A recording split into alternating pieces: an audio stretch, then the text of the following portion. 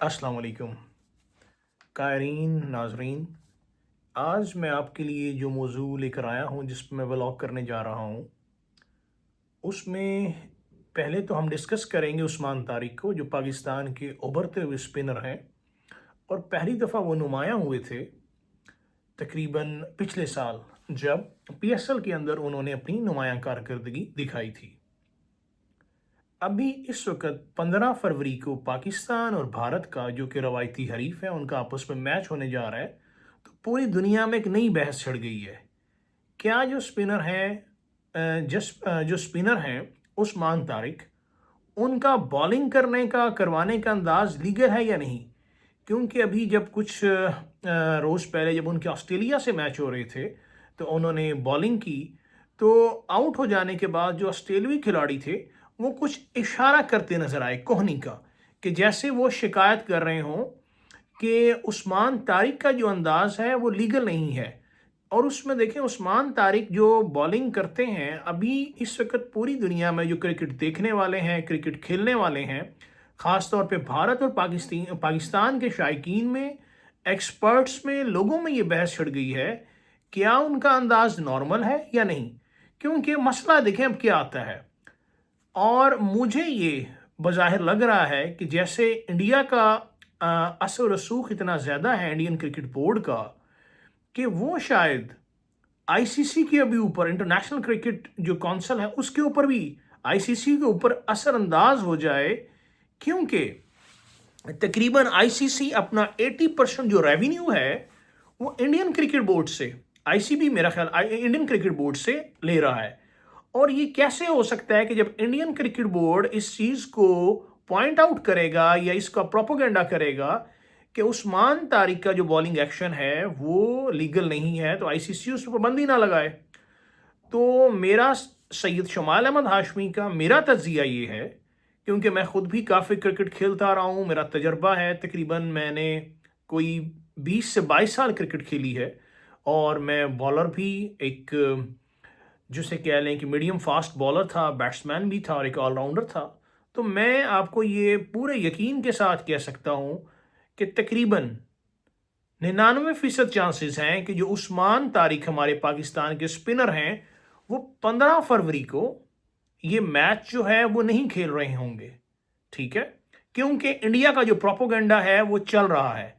अच्छा, अब देखें कि इल्ज़ाम जो है कि उनके ऊपर उस्मान तारिक पे, वो क्या है कि वो गैर कानूनी अंदाज में बॉलिंग करवाते हैं। इसके अंदर दो बातें हैं। एक, वक्फा देना। जैसे मैं आपको बताता हूं, देखें, एक बॉलर जब बॉलिंग करता है, वो बॉल करवाने आया और यहां पे वो रुक गया। ये चीज देखें, मतलब कि उसने अपने हाथ को ऐसे नहीं लेकर आया, फेंका नहीं। एक बॉलर आया, वो स्पिनर है, उसने बॉल पकड़ी और यहां रुका, कि बॉल करने से पहले वो रुक गया। इसमें इशू, और उसके बाद उसने बॉल की। और दूसरा होता है कोहनी का एंगल। जो आईसीसी है, आईसीसी के जो क्लॉज हैं उनके मुताबिक कोहनी का एंगल 15 डिग्री से ज्यादा नहीं होना चाहिए। लेकिन जो ये चीज है, मैं आपको दोबारा नाज़रीन को दिखाता हूं। देखेंगे, एक बॉलर आया, उसने बॉल करने से पहले वो रुका और फिर उसने बॉल किया। हमारे बचपन में जब हम क्रिकेट भी खेलते थे तो आमतौर पे ऐसे एक्शन को इलीगल करार दिया जाता था, या कहा जाता था कि ये तो बेईमान है, ये पहले से बैट्समैन का मूव देख लेता है। तो ये एक इसमें टेक्निकल बात हो सकती है कि जो रुकने वाली बात है, कोहनी का खम तो देखें ठीक है, वो एक नेचुरली हो सकता है। अब इसमें जो उस्मान तारिक हैं, उनका अपना ये कहना है, मैंने उनका बयान सुना, वो खुद ये फरमा रहे थे कि मेरे बाजू में दो कोहनियां हैं। एंड आई डोंट नो कि बाजू में दो कोहनियां कैसे हैं। इसकी जांच तो कोई मेडिकल बोर्ड ही, या जो आईसीसी का मेडिकल पैनल है, या जो उनकी मेडिकल लैब्स हैं, मैकेनिकल लैब, बायोमैकेनिकल लैब्स हैं, वही कर सकती हैं कि उनके बाजू में दो कोहनियां कैसी हैं। लेकिन पाकिस्तान क्रिकेट बोर्ड के जो एक अनऑफिशियल टेस्ट हुए हैं, जो कि अभी वो गैर तस्दीक शुदा हैं, उनके मुताबिक जो उनके बाजू का जो खम है वो वाकई कानूनी है। लेकिन ये जो बात आती है कि वो जो रुकते हैं बॉल करवाते हुए, इसके ऊपर एक सवालिया निशान है कि अगर वो रुकते हैं तो फिर तो वो बैट्समैन की मूव को, उसके कदमों को, उसकी चाल को, उसके स्ट्राइक को, कि वो आगे जा रहा है, कि फॉरवर्ड पे खेलना चाह रहा है, वो बैक पीछे आ रहा है, अपना पांव आगे निकाल रहा है, पीछे निकाल रहा है, किस तरफ शॉट खेलना चाहता है, फिर तो उस हिसाब से डॉज कर सकते हैं। मतलब वो एक वाइड करवा के उसे स्टंप आउट करवा सकते हैं। तो ये बहुत सारी चीजें हैं। अब हम आते हैं जो पाकिस्तान जो पीएसएल के अंदर बड़े वो नुमाया हो रहे और बड़ा उनका चर्चा उनका होता रहा। हमारे जो पाकिस्तान की बायोमैकेनिकल लैब्स हैं उनके मुताबिक जो उनका खम है वो कानूनी हद के अंदर था। ठीक है, अब हम इसमें जो आईसीसी है, आईसीसी का जो मौकफ ये है, बल्कि आईसीसी की मैंने लॉस वगैरह देखे हैं, आईसीसी की कोई भी ऐसी क्लॉज नहीं है जिसमें रुक कर या तौकफ जिसे कहते हैं वक्फा लेना, कि बॉलिंग में वक्फा लेकर या रुक कर बॉलिंग करवाने से हवाले से कोई भी ऐसी क्लॉज जो है वो मौजूद हो। अब हम आते हैं, माजी में ये इल्ज़ाम मुरलीधरन पर भी लग चुका है और उनको ऑस्ट्रेलिया के खिलाफ उसमें उन पे इल्ज़ाम लगा कि जी वो भी ऐसी हरकत कर रहे हैं, तो लेकिन फिर बाद में उनका एक्शन आईसीसी ने, इसको कहते हैं चेकिंग, कि अगर कोई इस तरह से बॉल करता है या कोहनी या बाजू में कोई एक इलीगल मीन्स इस्तेमाल करना चाहिए, उसको चेकिंग की टर्मिनोलॉजी है इसकी। तो मुरलीधरन पे भी इल्ज़ाम लगा था ऑस्ट्रेलिया के मैच के खिलाफ, लेकिन बाद में आईसीसी ने उन्हें क्लियर कर दिया। इसी तरह पाकिस्तान के मायानाज बॉलर जो थे सईद अजमल, उन पे भी इल्ज़ाम लगा और 2014 में टेस्ट मैच के बाद उन्हें सस्पेंड कर दिया गया। देखें, इसमें दो तीन बातें जानना बहुत ज़रूरी है कि पाकिस्तान की जो सरजमीन है ये शुरू से हमेशा से, जब से हमारी तारीख है, जब से पाकिस्तान बना, मार्ज़ वजूद में ये पाक वतन आया, तब से जो हमारी जो क्रिकेट है, हमारे जो बॉलर्स हैं, हमारी स्ट्रेंथ रही है हमेशा से बॉलिंग। आप देख लें, वसीम अकरम, वकार यूनस, इमरान खान, आकिब जावेद और उसमें शुएब अख्तर हैं, अब्दुल रज़ाक बहुत अच्छे मीडियम पेसर बॉलर थे। तो हमारी स्ट्रेंथ की हमेशा से बॉलर्स रहे हैं। इसमें एक उमर गुल नौजवान था और खानेवाल के ही मोहम्मद शब्बीर जो मेरे ज़ाती दोस्त भी हैं, बहुत अच्छे इंसान, बहुत अच्छे बॉलर हैं। हम इंशाल्लाह बहुत जल्द उनको भी अपने प्रोग्राम में या किसी पॉडकास्ट में मदऊ करेंगे और उनके भी ख्यालात आपको सुनवाएंगे और उनकी भी इसके ऊपर राय देंगे कि वो क्या कहते हैं उस्मान तारिक के एक्शन के बारे में। अब उस्मान तारिक का जो दावा है कि मेरे बाजू में दो कूनियाँ हैं, तो ये बड़ा इंटरेस्टिंग है। ये तो जब आईसीसी जांच करेगी तो वो तभी बता पाएंगे, लेकिन अभी ये कहना जो है, ये पूरी दुनिया के जो क्रिकेट शायकीन हैं वो देख रहे हैं कि उस्मान तारिक ये अब खेलते हैं 15 फरवरी का मैच जो पाकिस्तान और भारत के दरमियान है या नहीं खेलेंगे। लेकिन मैं आपको जो अंदरूनी कहानी बता सकता हूँ कि तकरीबन 80% चांस है कि उस्मान तारिक ये मैच नहीं खेलेंगे। लेकिन एक बात ये भी हो सकती है, क्योंकि इस वक्त इंडिया कोई भी ऐसा स्टेप ना उठाए, क्योंकि बड़ी मुश्किल से पाकिस्तान को कहें कि आईसीसी ने घुटनों पे जो है वो आकर पाकिस्तान को मनाया है कि भाई आप मैच खेलो। ठीक है, मैं आपको इसमें कुछ और भी चीज़ें बताऊंगा अभी, लेकिन मैं अभी आता हूं कि ये जो है कि अभी तो मोशन कैप्चर टेस्ट होगा उस्मान तारिक का, उसमें भी वाज़ेह होगा कि क्या है। देखें, बाज़ औक़ात होता है कि नाजरीन और शायकीन बहस करते हैं, लेकिन जब ऑस्ट्रेलिया के खिलाड़ी ने जब इशारा किया आउट होने के बाद और उस्मान तारिक का वो बड़ा मानी खेज था। अभी तक देखते हैं कि आईसीसी ने अगर तो उसने वो इशारा गलत किया तो फिर तो आईसीसी को उस खिलाड़ी के खिलाफ भी एक्शन लेना चाहिए और उस पर भी जुर्माना करना चाहिए। बहरहाल, माजी में मैं आपको बता रहा था कि सईद अजमल थे, उन पर भी ये इल्ज़ाम लग चुका और वो सस्पेंड भी हुए। और फिर एक बोथा थे, स्पिनर थे साउथ अफ्रीका के, उन पे भी इल्ज़ाम लगता रहा चेकिंग का, हत्ता कि उन्होंने अपना बॉलिंग एक्शन ही तब्दील कर लिया। एक और बात है, जो भी हमारा कामयाब बॉलर होता है उसके ऊपर लाजमी तौर पे ये जो है वो इल्ज़ाम लगा दिया जाता है। इसमें मैं आपको एक और बात कहूँगा कि जसप्रीत बुमराह जो इंडियन फास्ट बॉलर हैं, उनका जो बॉलिंग करने का अंदाज है वो बिल्कुल सही नहीं, और वो कई दफ़ा जो है वो इसमें आए इल्ज़ामात की जो हद में, लेकिन आईसीसी ने उन्हें क्लियर कर दिया। लेकिन मैं यही कहूँगा कि जसप्रीत बुमराह एक जो वो बॉलिंग जो वो करते हैं वो बिल्कुल ईमानदारी से नहीं करते और आईसीसी को इस पर एक्शन लेना चाहिए, क्योंकि वो जसप्रीत बुमराह का बॉलिंग एक्शन, क्योंकि जितनी क्रिकेट मैंने खेली है वो बिल्कुल भी सही नहीं है। और वो मैं यही कहूँगा कि उनका बॉलिंग एक्शन बहुत सस्पिशियस है, डाउटफुल है। आईसीसी को अपनी बायोमैकेनिकल लैब्स में जसप्रीत बुमराह का वो जो एक्शन है बॉलिंग, उसे चेक करना चाहिए, और वो नहायत ही मशकूक अंदाज में वो बॉलिंग करते हैं। इसमें देखें, उस्मान तारिक जो हैं वो तो अब अगर देखा जाए कि जो पाकिस्तान ने प्रेशर बनाया है आईसीसी पे, उसकी रोशनी में तो वो मैच खेल सकते हैं। लेकिन टेक्निकली अगर आप मेरी ज़ाती राय जाने तो मैं इसमें ये कहूँगा, चाहे वो जसप्रीत बुमराह हो चाहे उस्मान तारिक हो, कि कोई भी बॉलर अगर वो रुक कर बॉल करता है तो मेरे नज़दीक ये जस्टिफाइड नहीं है कि कोई भी बॉलर अगर वो अपना जैसे बॉलिंग कर रहा है, अगर वो एक्शन लेते हुए रुकता है, क्योंकि मैं खुद भी बॉलर रहा हूँ और मैं इस चीज़ को समझता हूँ बहुत अच्छे तरीके से कि जब आप रुकते हैं तो फिर तो आप बैट्समैन अगर आगे जा रहे हैं तो आप बॉल पीछे डाल देंगे, अगर वो क्रीज से निकलता है तो आप बाउंस कर सकते हैं, और चाहे स्पिनर है वो बॉल तेज फेंक सकता है, फुल टॉस दे सकता है, फुल टॉस फेंक सकता है, तो इतना तो टाइम होता है।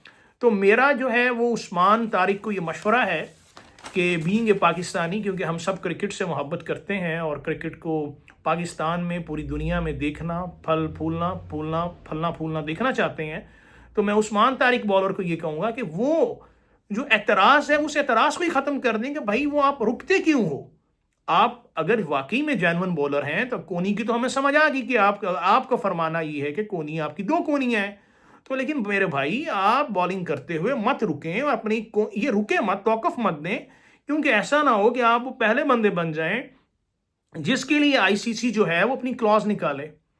ठीक है, तो आपको मेरा मशवरा ये है उस्मान तारिक, जब आप बॉल करें तो आप रुके बगैर बॉल करें, तो अल्लाह ताला आपको कामयाब करे, हमारी तो ये दुआ है।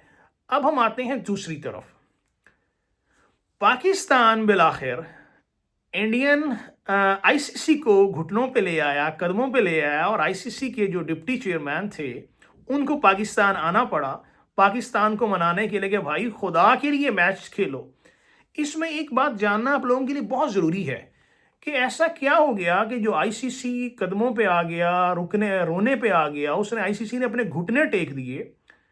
आप ये देखें कि इससे पहले जो बांग्लादेश क्रिकेट बोर्ड है बीसीसी, तो उनके चेयरमैन ने, क्योंकि वहाँ पर जो हुकूमत है वो इंडिया मुखालिफ है इस वक्त, उन्होंने भारत के साथ ये जो टूर्नामेंट है वर्ल्ड कप, ये बिल्कुल टूर्नामेंट ही खेलने से इनकार कर दिया। उन्होंने कहा कि हम ये नहीं खेलेंगे।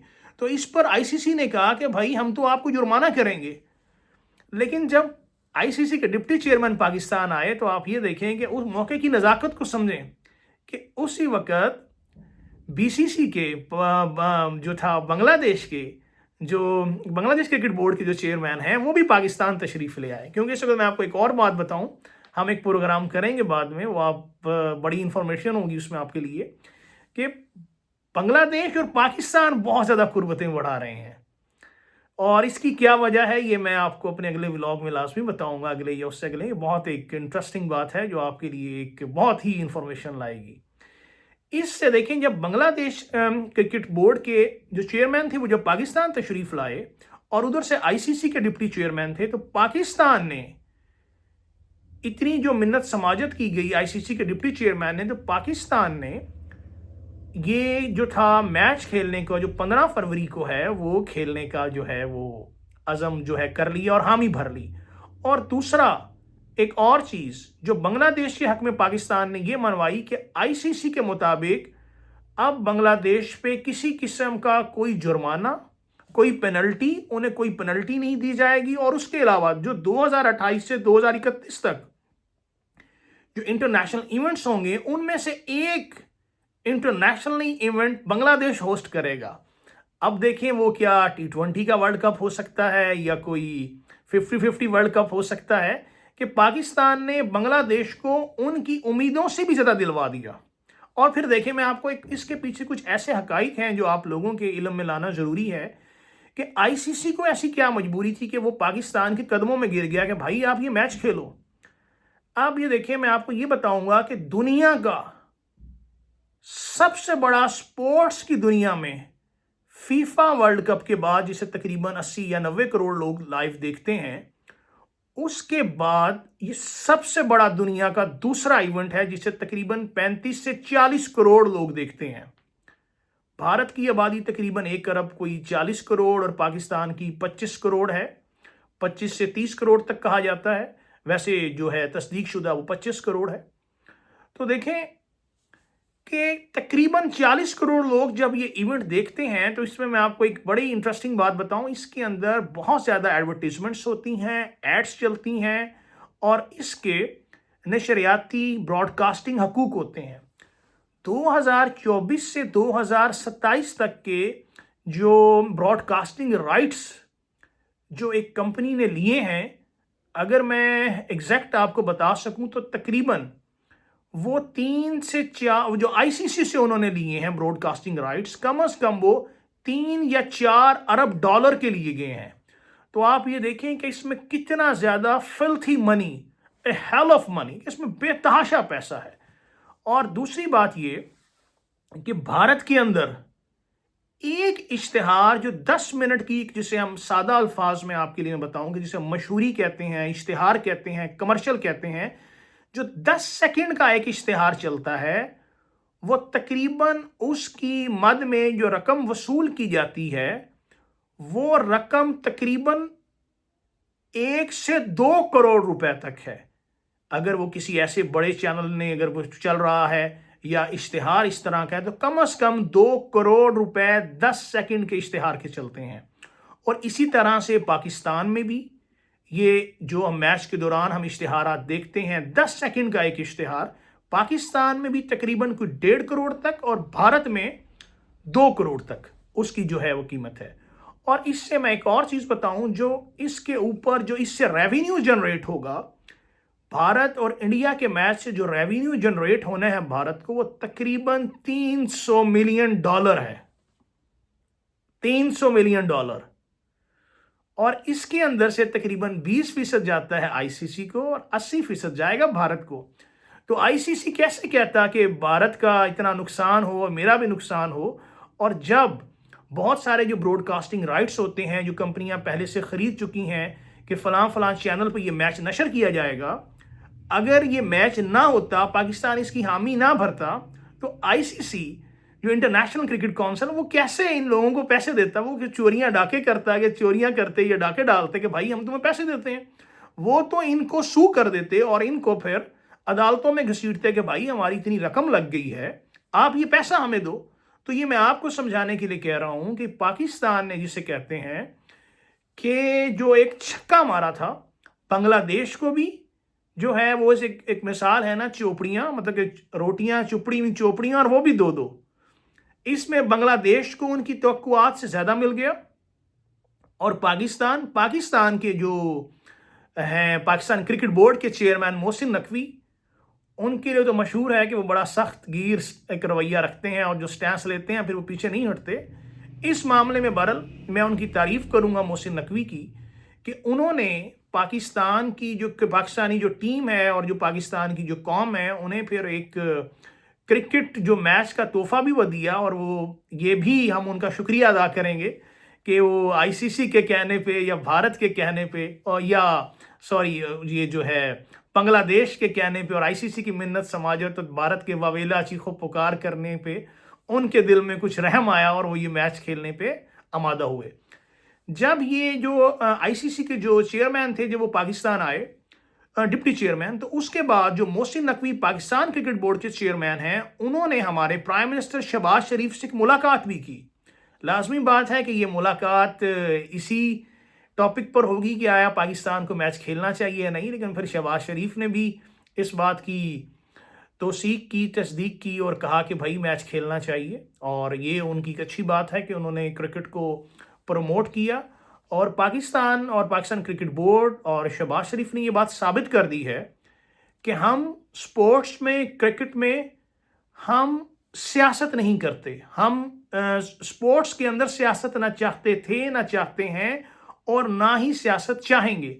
तो देखें, इस वजह से हमारा पाकिस्तान क्रिकेट टीम का जो मैच इंडिया से होने जा रहा है 15 फरवरी को, इससे इंडिया $300 मिलियन का रेवेन्यू जनरेट करेगा। ये भी देखें आप। दूसरी एक अहम बात जो है और इसके अंदर वो ये है कि नासिर हुसैन, जो एक पुराने क्रिकेटर रहे हैं, मुसलमान हैं इंग्लैंड के, उन्होंने भी जो है वो इसके ऊपर लबकुशाई की है। और आईसीसी का जो आया, जो डिप्टी चेयरमैन आए और पाकिस्तान की, वो इसके ऊपर उन्होंने भी कुछ जो कहा है और पाकिस्तान क्रिकेट बोर्ड की उन्होंने तारीफ ही की है। ठीक है। अच्छा, अब इसके अंदर एक और बात है, देखें, जो 15 फरवरी को मैच होने जा रहा है, पाकिस्तानी कौम तो पिछले कई मैचों की वजह से एक मेरा ख्याल एशियन कप या ट्रॉफी थी जो मोहम्मद आमिर ने तोहफा दिया था पाकिस्तान को, और अब तो पाकिस्तानी कौम तकरीबन 80 या 90% जानती है कि मैच का रिजल्ट क्या होगा। लेकिन हम फिर भी दुआ गो हैं कि अल्लाह करे 15 फरवरी को पाकिस्तान ये मैच जीते और अपनी कौम पाकिस्तान क्रिकेट टीम ये मैच जीते और अपनी कौम को इस दहशतगर्दी और बमबारी के दौर में एक बहुत खूबसूरत तोहफा दें। तो आइए चलें, मैं आज इस व्लॉग को यहाँ पे ख़त्म करता हूँ और हम अपने नबी पाक हज़रत मोहम्मद रसूलुल्लाह आखिरी नबी हज़रत मोहम्मद रसूलुल्लाह सल्लल्लाहु अलैहि वसल्लम पर अब दुरूद शरीफ भेजते हैं। अल्लाहुम्मा सल्लि अला मुहम्मदिन व अला आलि मुहम्मदिन कमा सल्लैता अला इब्राहीम व अला आलि इब्राहीम इन्नका हमीदुम मजीद। अल्लाहुम्मा बारिक अला मुहम्मदिन व अला आलि मुहम्मदिन कमा बारकता अला इब्राहीम व अला आलि इब्राहीम इन्नका हमीदुम मजीद। अपना बहुत ख्याल रखिएगा और आप इजाज़त दीजिए सैयद शमाइल अहमद हाशमी को। अल्लाह हाफ़िज़।